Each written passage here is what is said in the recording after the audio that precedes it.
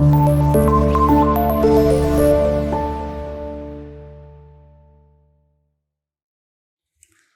वालेकुम dear student, this is Qasim Majeed your physics teacher. उम्मीद है कि आप सब खैरियत से होंगे। स्टूडेंट, पहले दो टॉपिक में हमने फर्स्ट और सेकंड इक्वेशन ऑफ मोशन को डिराइव किया, उनकी मैथमेटिकल फॉर्म्स लिखी और उनको ग्राफिकल मेथड से भी हमने डिराइव किया। स्टूडेंट, थर्ड हमारा आज का मोस्ट इंपॉर्टेंट टॉपिक है जो कि third equation of motion. Student, सबसे पहले मैं बताता चलूँ कि ये जो तीन इक्वेशन ऑफ मोशन है ये किस ऑब्जेक्ट के लिए हम डील कर रहे हैं। बार बार हम इस पॉइंट के ऊपर फोकस कर रहे हैं कि ये वो ऑब्जेक्ट है जो कि स्ट्रेट लाइन में मूव कर रहा है with the uniform acceleration a और with the velocity vi in a straight line. ठीक है, तो ये स्ट्रेट लाइन के लिए मोशन के लिए आपके पास, और दूसरा उस ऑब्जेक्ट के लिए है जो कि यूनिफॉर्म एक्सेलरेशन से मूव कर रहा हो और विद द वेलोसिटी vi। तो स्टूडेंट, ये पॉइंट्स आपने याद रखने हैं। तो स्टूडेंट, जब हम इसका इंट्रो डील कर रहे थे इक्वेशन ऑफ मोशन का, तो हमने कहा था कि तीन इक्वेशन ऑफ मोशन है। तो थर्ड इक्वेशन ऑफ मोशन जो थी इसको हमने नाम दिया था वेलोसिटी और पोजीशन का नाम दिया था। क्या नाम दिया था? वेलोसिटी और पोजीशन का। तो बेसिकली आपके पास क्वेश्चन इस तरह से भी आ सकता है कि टाइम इंडिपेंडेंट इक्वेशन कौन सी है। अब स्टूडेंट, थर्ड जो इक्वेशन मोशन आपके पास है ये टाइम इंडिपेंडेंट है, मतलब इसमें आपको टाइम नजर नहीं आएगा। पहले दो जो इक्वेशन ऑफ मोशन है जैसे कि Vf is equal to Vi plus a t, तो t यहाँ पे टाइम है। सर, सेकंड इक्वेशन है S is equal to Vi t plus half a t square, तो इसमें भी t टाइम को डिनोट कर रहा है। लेकिन जो थर्ड इक्वेशन ऑफ मोशन है वो आपके पास है 2as is equal to Vf square minus Vi, तो इसमें कहीं पे भी टाइम आपको नजर नहीं आ रहा। तो स्टूडेंट, ये उन क्वेश्चंस के लिए हमने ड्राइव किया क्योंकि कुछ आपके पास मोशन ऐसी भी हैं जिसमें हमारे पास टाइम का जिक्र नहीं होता, टाइम हमें गिवन नहीं होता। न्यूमेरिकल फार्मूला में हम ये देखेंगे, जब हम न्यूमेरिकल्स को डील कर रहे होंगे तो हमारे पास कुछ क्वेश्चन ऐसे होंगे जिसमें टाइम गिवन नहीं होगा, तो उन क्वेश्चन के लिए हम थर्ड इक्वेशन ऑफ मोशन को यूज करते हैं। तो स्टूडेंट, आइए हम इसको ड्राइव करते हैं। तो सबसे पहले वही सारी चीजें हैं कि आपके पास कंसीडर करें कि एक ऑब्जेक्ट है जो मूव कर रहा है with the uniform acceleration in a straight line with the initial velocity vi, और सपोज करें कि उसकी वेलोसिटी vi से vf चेंज हो रही है इन टाइम t। अब स्टूडेंट, यहाँ पे मैंने डिस्प्लेसमेंट का रिलेशन लिखा हुआ है कि डिस्प्लेसमेंट इज इक्वल टू क्या होता है? Velocity into time. ये वेलोसिटी के फार्मूले से लिखा है। वेलोसिटी इज इक्वल टू क्या होता है? Displacement over time. यूं भी आप कह सकते हैं v इज इक्वल टू क्या होता है? s ओवर t, और यहाँ से अगर s की वैल्यू फाइंड करनी हो तो v मल्टीप्लाई बाय t। अब स्टूडेंट, यहाँ पे मैंने VAV लिखा है। AV आपके पास एवरेज वेलोसिटी होती है। एवरेज वेलोसिटी हम कब डील करते हैं? जब दो आपके पास वेलोसिटी हो तो हम उसका एवरेज लेते हैं। ओके, अब स्टूडेंट यहाँ पे क्या आ जाएगा? अगर मैं V एवरेज की वैल्यू पुट करना चाहूँ तो ये आपके पास आ जाएगा VI plus VF divided by 2 multiply by T is equal to S। अब स्टूडेंट, एवरेज क्या होता है कि दोनों वैल्यूज को ऐड करें और डिवाइड बाय 2 कर दें। अगर तीन वैल्यूज होती हैं तो तीनों को ऐड करके डिवाइड बाय 3 करना पड़ता है हमें। ये एवरेज लेने का मेथड है। अब स्टूडेंट, यहाँ पे आपने इस T की वैल्यू पुट करनी है। ठीक है, तो हम यहाँ पे लिखेंगे from first equation of motion, from first equation of motion. First equation से हम इसको डील कर रहे हैं जो कि आपके पास क्या होता है? Vf is equal to Vi plus a t. अगर मैंने यहां से इसको मैं यूं भी लिख सकता हूं Vf माइनस Vi, और यहाँ पे आपके पास किसके इक्वल आ जाएगा? ये ए टी के इक्वल आ जाएगा। अगर मैंने यहाँ से टाइम की वैल्यू निकालनी हो स्टूडेंट तो इस a को आप क्या कर देंगे? नीचे डिवाइड कर देंगे, तो ये आपके पास आ जाएगा Vf minus Vi over a। तो स्टूडेंट, ये मैंने t की वैल्यू ड्राइव कर ली है फर्स्ट इक्वेशन ऑफ मोशन से। ये क्यों पुट किया है? क्योंकि आपने जो थर्ड इक्वेशन ऑफ मोशन है इसको टाइम इंडिपेंडेंट बनाना है। टाइम इंडिपेंडेंट बनाने के लिए मुझे t की जगह पे इसकी वैल्यू सब्स्टिट्यूट करना पड़ेगी और वो मैं लूंगा फर्स्ट इक्वेशन ऑफ मोशन से। ओके, और ये वैल्यू मैंने अब इस पॉइंट में यहाँ पे पुट करनी है। इस 2 को स्टूडेंट आप इधर मल्टीप्लाई करवा दें। ठीक है, तो ये आ जाएगा 2s is equal to Vi plus Vf into, यहाँ पे आपके पास t की जगह पे क्या आ जाएगा? Vf minus Vi over a। अब ये मैंने t की वैल्यू इसकी जगह पुट कर दी। अब स्टूडेंट, इस a को आपने इधर मल्टीप्लाई करवा देना है। ये आ जाएगा 2as इज इक्वल टू, अब ये है Vi प्लस Vf। इसको मैं फॉर्मूला की फॉर्म देने के लिए आपको मैं लिख रहा हूं यहाँ पे Vf प्लस Vi। 2 प्लस 3 लिख लें या 3 प्लस 2 लिख लें, वैल्यू के ऊपर कोई इफेक्ट नहीं पड़ेगा। तो आप इसको क्या लिख लेंगे यहाँ पे? वी एफ प्लस वी आई, क्यों लिखा मैं समझाने के लिए लिख रहा हूँ, और यहाँ पे we F minus V I.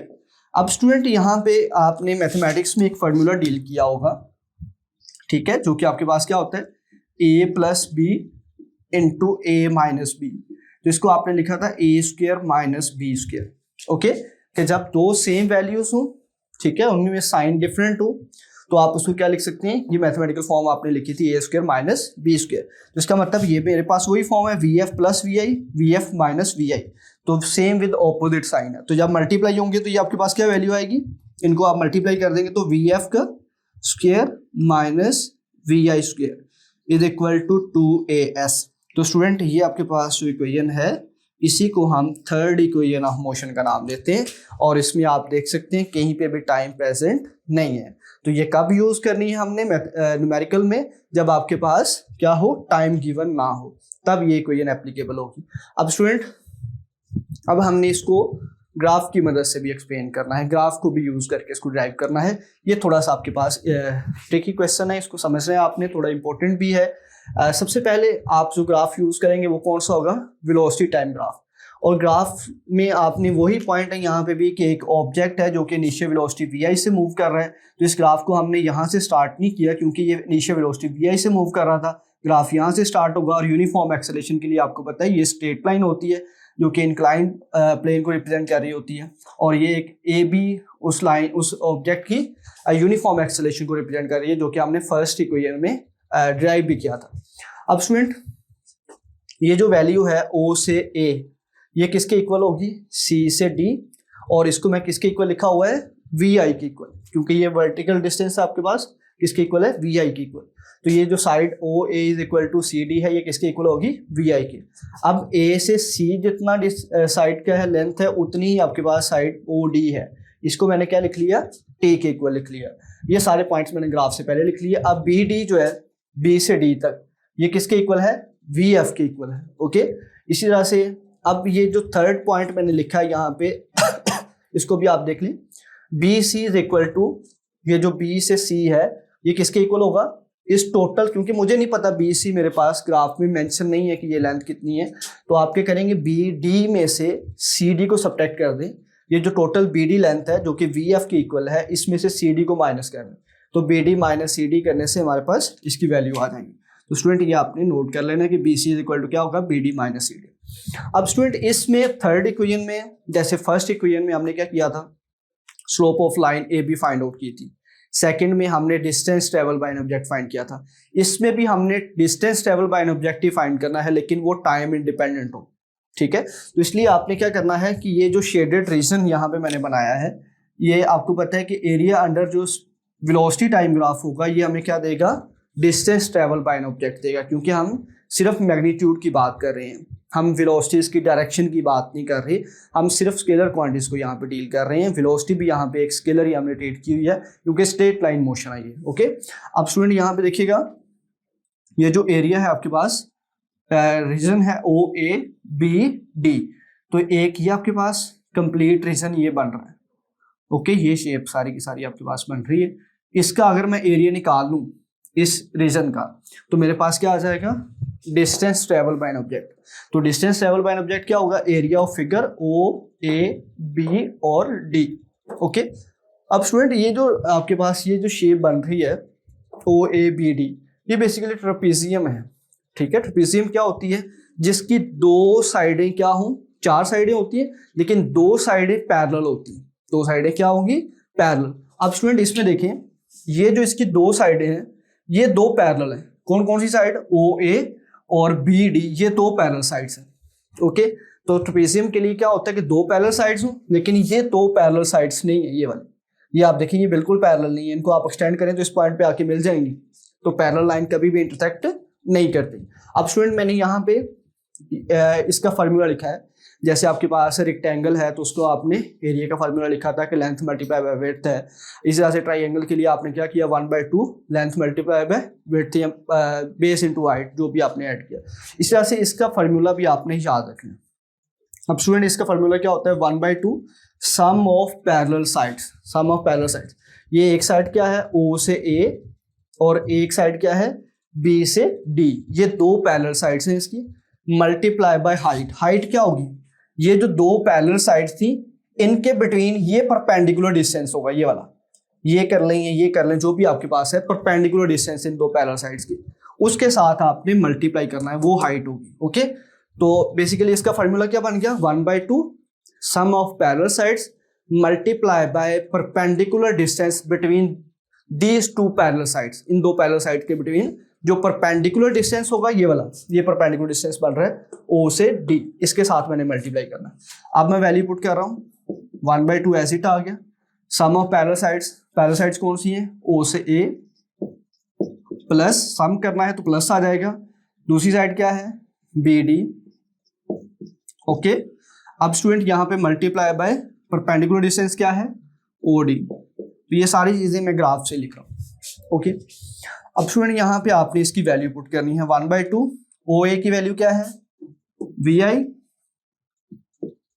Plus अब बी डी की वैल्यू क्या है वी एफ। ओके, अब मल्टीप्लाई बाय ओ डी किसकी इक्वल है टी के इक्वल, और ये किसके इक्वल आ रहा है आपके पास एस के इक्वल आ रहा है, ओ डी की वैल्यू मैंने टी पुट करनी। अब स्टूडेंट इस इक्वेशन में भी मैंने क्या करना है, टाइम कोई जगह वैल्यू पुट करनी है, क्योंकि मुझे टाइम इंडिपेंडेंट इक्वेशन चाहिए। तो स्टूडेंट टाइम की वैल्यू मैंने यहाँ पे ड्राइव की हुई है, t is equal to V F minus V I over A, जिसका मतलब है ये मैं यहाँ पे पुट कर सकता हूँ जी।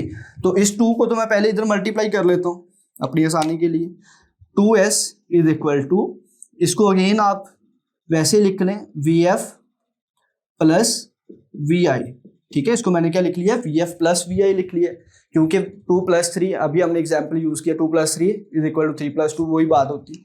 तो यहाँ पे क्या आ जाएगा बेटे, टी की वैल्यू क्या है V F minus V I over A, तो ये मैंने इस टी की वैल्यू पुट कर दी है, इस पॉइंट टी की। ओके, इस टी की वैल्यू मैंने जो यहाँ पे ड्राइव की थी वो वहां पे पुट कर दी। ओके, अब ये पॉइंट आप बेसिकली यहाँ पे लिखेंगे एज इट, जैसे मैंने यहाँ पे फ्रॉम इक्वेशन 1 की हेडिंग दे के उसको ड्राइव किया था, आप भी सेम एज इट यहाँ पे ये पॉइंट पुट करेंगे। ओके, अब यहाँ पे आप इसको a को इधर मल्टीप्लाई करते हैं तो 2as is equal to V F plus V I into V F minus V I, इनको मल्टीप्लाई कर दें, सेम यही फार्मूला जो यहाँ पे इसके अकॉर्डिंग क्या आ जाएगा, ये V F square minus V I square is equal to 2as।